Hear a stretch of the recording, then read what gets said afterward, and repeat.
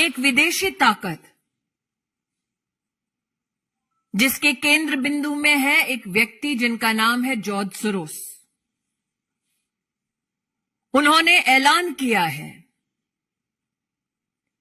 कि वो हिंदुस्तान के लोकतांत्रिक ढांचे पर चोट करेंगे।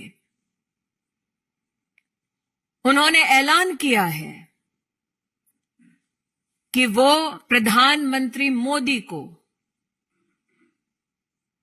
अपने वार के मुख्य बिंदु बनाएंगे।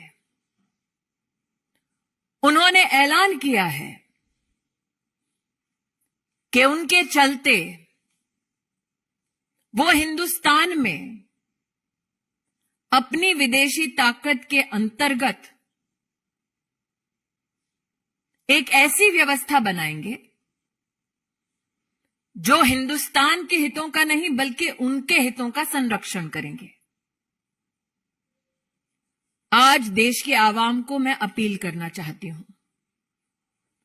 चाहे आप व्यक्ति हो, चाहे आप संगठन हो, चाहे आप राजनीतिक दल हो,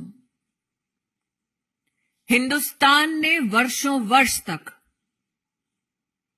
एक लोकतांत्रिक व्यवस्था में अपनी सरकार को चुना है।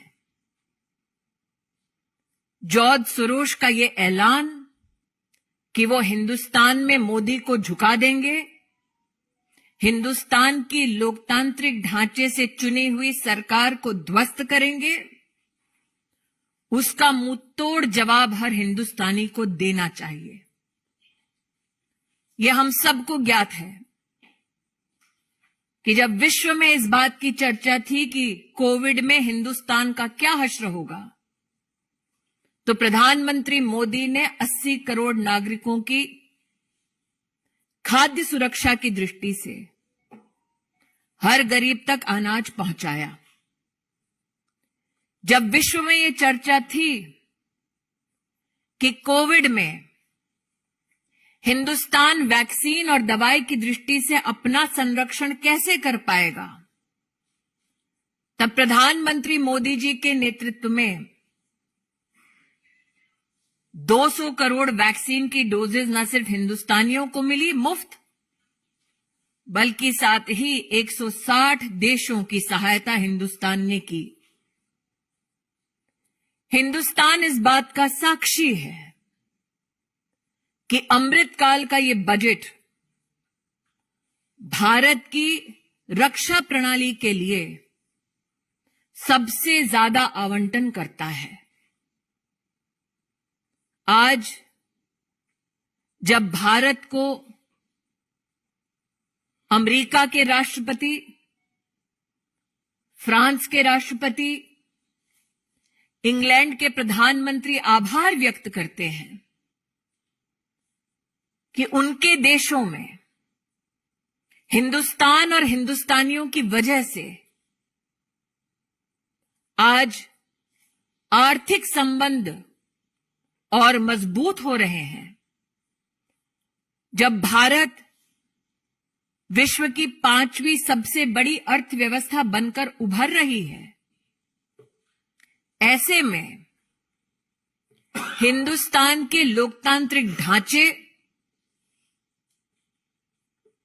में हस्तक्षेप करने का ऐलान करने वाले जॉर्ज सोरोस को एक स्वर में हम जवाब दें कि लोकतांत्रिक परिस्थितियों में लोकतांत्रिक ढांचे से चुनी गई हिंदुस्तान की सरकार और हिंदुस्तान के प्रधान सेवक नरेंद्र मोदी ऐसे गलत इरादों के सामने सर नहीं झुकाएंगे। जब जब हिंदुस्तान को चुनौती दी गई, हमने विदेशी ताकतों को पहले भी हराया है, आगे भी हराते रहेंगे। देखिए, ये मात्र छवि को धूमिल करने का दुस्साहस नहीं है। अगर आप उस वाक्य को बड़ी बारीकी से सुने, वो सत्ता परिवर्तन की बात करते हैं, तो आप इसको मात्र इमेज से इसका संबंध ना जोड़ें। हिंदुस्तान की लोकतांत्रिक व्यवस्था को ध्वस्त करने का ऐलान किया गया है।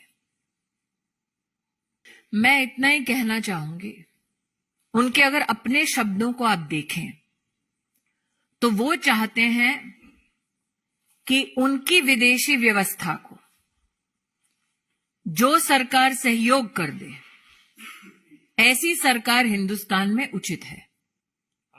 नरेंद्र मोदी जी का बार बार और हिंदुस्तानियों का बार बार यह कथन रहा है कि हमारी सरकार हमारे हितों का संरक्षण करेगी, हमारी सरकार हमारी व्यवस्थाओं को सुदृढ़ करेगी और हम ह्यूमन सेंट्रिक ग्लोबलाइजेशन में विश्वास करने वाले देशवासी हैं।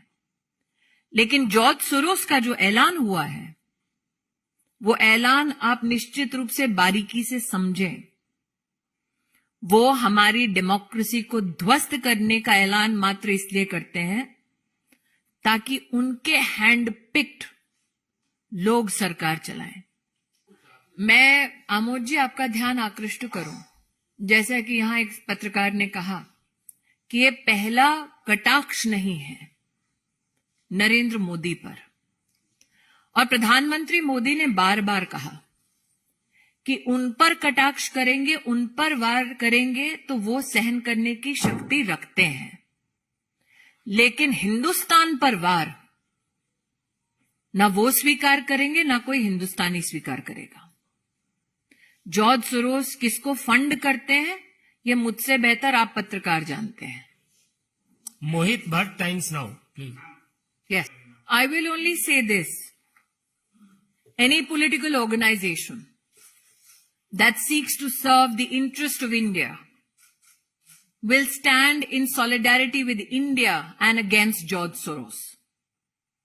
Any political organization that matches steps with George Soros will stand exposed in front of the Indian electorate. Yes, it is true that George Soros has not only attacked Prime Minister Modi, he has attacked the intention and the will of the Indian Parliament. That now he seeks to attack democratic processes in India is an issue I find no political organization that is constitutionally steeped in protecting Indian interest can support. Thakur Ravindra Singh, Zee News. मैं दोबारा रविंद्र जी, क्योंकि आपका विस्तार से विश्लेषण आपने किया है, 2-3 चीजें आपके सम्मुख रखना चाहूंगी बड़ी विनम्रता से। उन्होंने एक फंड का ऐलान किया, $1 बिलियन का, जो वो हिंदुस्तान में और जहां जहां हिंदुस्तान के इंटरेस्ट है वहां पर संचारित करेंगे ताकि हिंदुस्तान को ठेस पहुंचे। उन्होंने, मैंने पहले भी एक पत्रकार मित्र से यहां कहा, मोदी की इमेज पर वार पहली बार नहीं हुआ है। हिंदुस्तान के लोकतांत्रिक ढांचे पर वार का ऐलान उन्होंने पहली बार किया है जॉर्ज सोरोस ने। इन दोनों के बीच का फर्क समझना जरूरी है। और मैं पुनः कहती हूं, भाजपाई हूं इसलिए नहीं, हिंदुस्तानी हूं इसलिए कि एक विषय है जिस पर किसी भी राजनीतिक दल का किसी और राजनीतिक दल के साथ मतभेद नहीं हो सकता, क्योंकि ये आक्रमण, this war is trying to be mounted against India, and what stands between that war and our countries interests is prime minister Modi. Prashant, News 24, उसके बाद यतीन्द्र जी और संजय शर्मा। ये अंतिम प्रश्न होगा, 3 ही। मैं इतना ही कहूंगी कि क्योंकि मैं किसी एजेंसी की प्रतिनिधि नहीं हूं, इसलिए एजेंसीज की ओर से नहीं कहना चाहूंगी, लेकिन हाँ, निश्चित रूप से जब हिंदुस्तान की सॉवरेन राइट्स के ऊपर कोई प्रहार करने का प्रयास करता है तो जो अधिकृत संस्थाएं हैं वो निश्चित रूप से कार्रवाई करती हैं। यतीन्द्र, टीवी 18। मैं इतना ही कहूंगी कि जिन जिन को वो पैसा पहुंचाते हैं, ये उनके लिए संदेश है कि आप चाहे इन इरादों के साथ वो पैसा प्राप्त करते हो कि आप हिंदुस्तान को कमजोर कर देंगे, लेकिन हिंदुस्तान नरेंद्र मोदी के नेतृत्व में ना कमजोर होगा, ना झुकेगा, बल्कि आगे ही बढ़ता जाएगा। अंतिम प्रश्न है लोकमत से संजय शर्मा।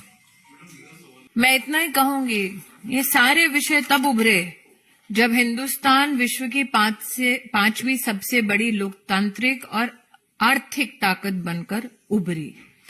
और मुझे लगता है कि हाल में, दोबारा कहती हूं, चाहे वो राष्ट्रपति अमेरिका के हों, चाहे वो यूके के प्रधानमंत्री हों, चाहे वो राष्ट्रपति फ्रांस हों, उन्होंने हिंदुस्तान और प्राइम मिनिस्टर मोदी की जो सराहना की कि उनके देशों में आज आर्थिक व्यवस्था को हिंदुस्तान के साथ समन्वय में हम लोग एक सृजन देख रहे हैं, एक नए भारत के निर्माण को देख रहे हैं। उस सराहना के बाद तिलमिलाहट जो है वो जॉर्ज सोरोस के इस एक स्टेटमेंट से सामने आती है। जॉर्ज सोरोस जैसे व्यक्ति चाहते हैं कि एक कमजोर देश हो, जिसमें कमजोर सरकार हो, जो उनके दिशा निर्देश अनुसार चले। ये नया हिंदुस्तान है, कमजोर नहीं है। बहुत बहुत धन्यवाद। धन्यवाद।